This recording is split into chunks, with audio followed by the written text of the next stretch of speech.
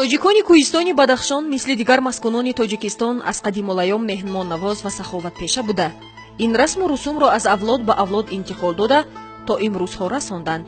дар пешорӯи ҳар як ҷашн дастгирии қишри камбизоати ҷомеа ба расм даромадааст.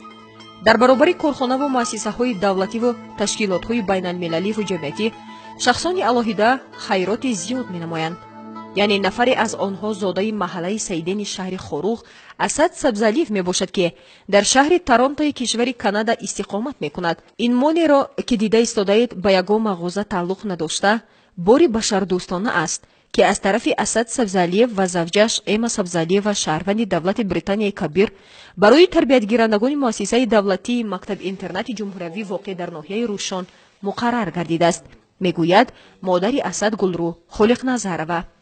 писарам 1 сол дар Канада кор карда истодааст бо ҳамазабонаш ва барои ҳамин барои ман ҳам ягон чиз пеш дар бораи ин нагуфта буд, лекин тобистон вақте ки бо аҳли оилааш ба Хоруғ омад вай дар бораи ин гап зад ки ман ҳамин қариби $8000 амирикоӣ ба ёрдам мехоҳам ёрдам ба ҳамун интернати ҷумҳуриявӣ ёрдам кунам. баъд ҳамун маблағро фиристонд ва бо ҳамун маблағ мо вайро ба ҷумҳурии Қирғизистон фиристондем ва як одамишинос аз он ҷо ба мо ҳамин ҳамаи ҳамон чизе ки дар кор буд барои бачаҳо бо андозаашон ёрдам кард. Гулрӯ Холиқназарова омӯзгор буда айни ҳол дар нафақа аст. вай 3 фарзандро ба воя расонда, ҳамаи онҳо дорои маълумоти олӣ буда берун аз ҳудуди Бадахшон зиндагӣ ва фаъолият намуда истоданд.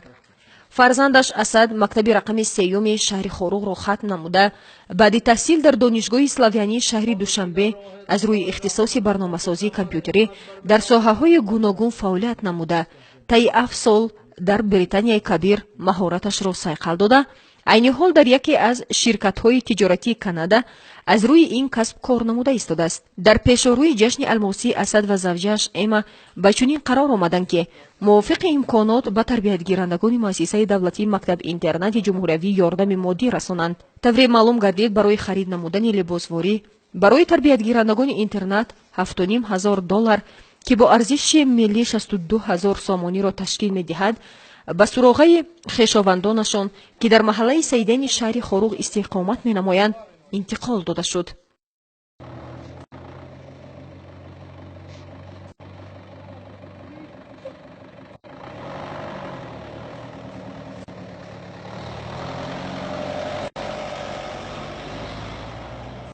як нафар аз одамони баруманди маҳаллаи Саиден Ашратшои Ақдод ва модари Асад Сабзалиев муаззаф гаштанд ки имбори башардӯстонаро ба дасти тарбиятгирандагони мактаб-интернати ноҳияи Рӯшон расонанд.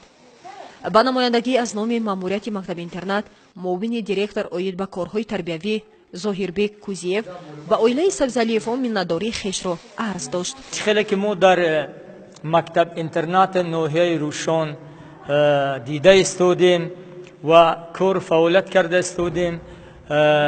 ҳамаи муассисаҳо ва идораҳои давлатие ки дар ноҳияи Рӯшон қарор доранд ва дар вилояти мухтори кӯҳистони Бадахшон доимо ба тарбиятгирандагони мактаб-интернати ҷумҳуриявиямон доимо кӯмаки худро мерасонанд. ва чӣ хеле ки мо имрӯз шоҳид ол шудем, бисёр бародарони мо шаҳрвандони вилоятамон, аз он ҷумла имрӯз яке аз шаҳрвандони шаҳри Хоруғ бародари мо Асад Сабзалиев ва завҷаш Эма Сабзалиева ки дар давлати Канада истиқомат доранд барои мо имрӯз кӯмаки худро расонданд. яъне барои тарбиятгирандагони мактаб-интернат қариб $8000 амрикоӣ сарф намуданд. яъне барои тарбиятгирандагони мо либосворӣ ва хӯрокаро гирифта оварданд ва имрӯз барои мактабачагони мо тарбиятгирандагони мо вайҳо тақсим намуданд ва мо аз ин кӯмаки бародарони худамон бисёр хурсанд шудем ва мо برای این کمک آنها از طرف ماموریت مکتب اینترنت جمهوری مناداری خیش رو ایزور می نماییم. از روی اطلاع یک نفر از خیشان نزدیک اویلای سفزلیفو روزی قرغیزبеков با دسترس گشتن 7,500 دلار امریکایی در شهر بیشکک قرغیزستان لباسواری و دیگر چیز و چاره برای تربیت گیرندگان خرید گردید. پیشکی اندازه 54 نفر یتیمانی که پدر یا مادر ندارند و 4 نفر یتیمان کل معین گردیده برایشان لباس گرم رسمی، لباس ورزشی، سرپوش و 2 جفت پایافزال که یکیش ورزشی و دیگرش زمستانی می باشد خرید گردیدند. همه آنها در یک بسته جا داده شده از روی خط پیشکی به نیازمندان تقسیم گردیدند. یک نفر از تربیت گیرندگان از ناحیه یاوان امرد سودیرов که سال ششم در مکتب اینترنت تحصیل می نماید از چنین غمخوری رضامند است.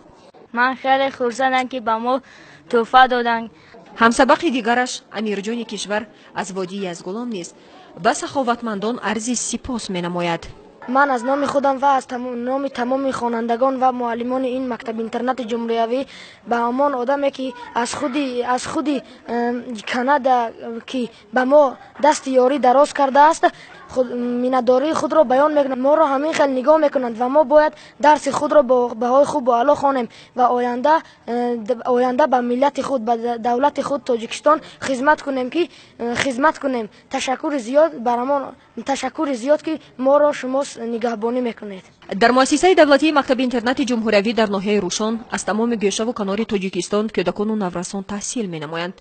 سالیان اخیر حتی بیرون از کشور هم احتیاجمندان فرزندانش را برای تحصیل آوردند که یک نفری از آنها تهمینه سبزعلیeva از شهر مسکو فدراسیای روسیه می باشد.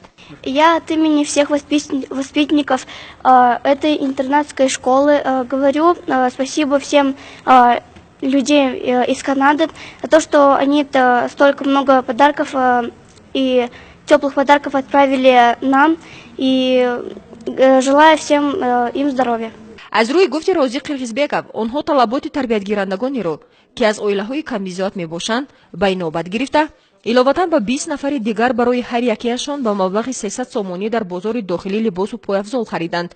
برای 29 نفر دیگر باشد مطابق خواهششان پایافزال یا کورکای زمستانه یاردم رسانیده شد. همه این چیز و چاره از روی خط مشخصاً به دست نیازمندان رسانده شد. برای بهتر نمودن شرایط معیشی تربیتگیرندگان نیز چاره‌جویی اندیشیده شد. برای ورزشگران 30 عدد توپ برای بازی‌های والیبال و بسکتبال دسترس گردیده در حالت با تنتنه 20 نفر ورزشگران نورس صاحب این توپ‌ها گردیدند. توپ‌های باقی مانده باشد به اختیار تالار ورزشی مکتب داده شدند. خیر پیشگان به چنین قرار آمدند که بدون یاردم مادی به همه تربیتگیرندگان که در مجموع 320 نفر را تشکیل می‌دهند آش خدایی تشکیل نمایند. مواد آذوقه‌واری به دست آشپزان سپرده شده در وقت ناشتا برای تربیتگیرندگان دسترخوان ایدانه گسترده شد. در فرجام چاره‌بینی خیرخواهانه در مجلسگاه مؤسسه دولتی مکتب اینترنت جمهوری جمع آمد با اشتراک همه تربیتگیرندگان برگزار گردید. با خواهش ماموریت اینترنت اشرف‌شاه اقداد عاید این یاردم با اشتراکچیان صحبت کوتاه داشت. صدقه کردن به هر یتیم و به هر بینوا این یک جنت است، این یک ثواب عظیم است و چون ما شکر الحمدلله در کشور زندگی میکنیم که دارای صلح است، دارای آرامی است، این صلح آرامی و این آسایشی به ما فرصت میده تا که دستگیر همدیگر باشیم، تا که به همدیگر کمک کنیم، تا که